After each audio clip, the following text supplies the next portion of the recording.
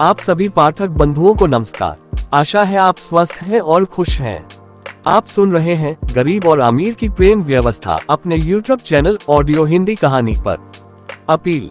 गरीब और अमीर की प्रेम व्यवस्था एक ऐसी अद्भुत और जादुई कहानी है जो किसी जाति, धर्म, व्यक्ति या समुदाय पर आधारित नहीं है। यदि कहीं समानता पाई जाती है तो यह मात्र एक संयोग माना जाएगा।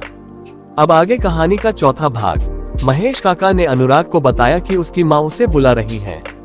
अनुराग का पोर्टल व्यवस्था अभी सामने ही खुला हुआ था, परंतु महेश को वो पोर्टल व्यवस्था दिखाई ही नहीं दिया, क्योंकि पोर्टल व्यवस्था तो केवल अनुराग को ही दिखाई देती थी। महेश काका खेत की तरफ निकल जाते हैं।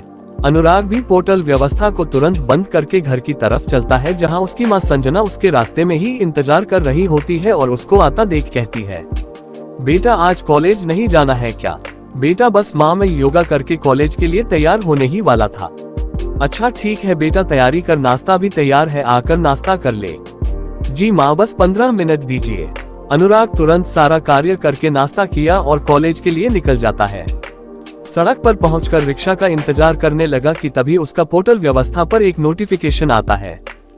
अनुराग, आपको एक नया टास्क दिया गया लिया, जिसे पूरा करने के लिए 1 दिन दिया गया है। यदि पूरा नहीं कर पाते हैं तो आपकी 3 महीने की पॉकेट मनी का जुर्माना देना होगा।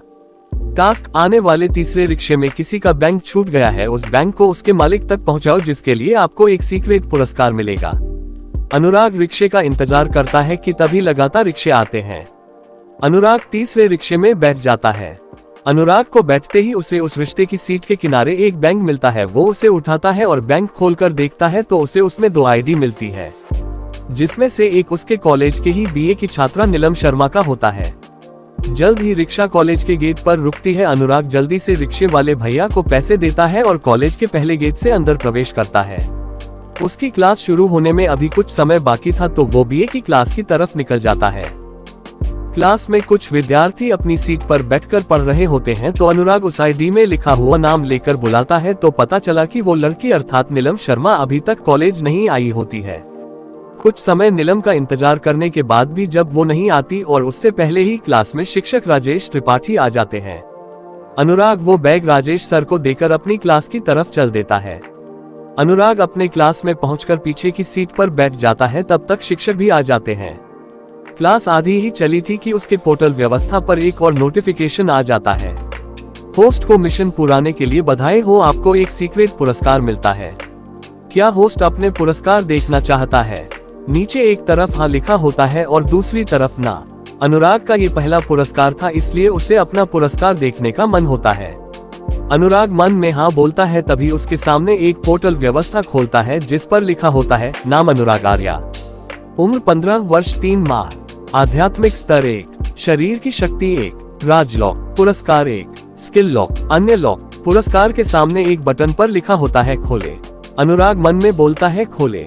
पुरस्कार खुल जाता है। होस्ट के बैंक में एक बॉक्स मिलता है जिसे होस्ट को अकेले में खोलना होगा तो उसे उसको उपहार मिल जाएगा।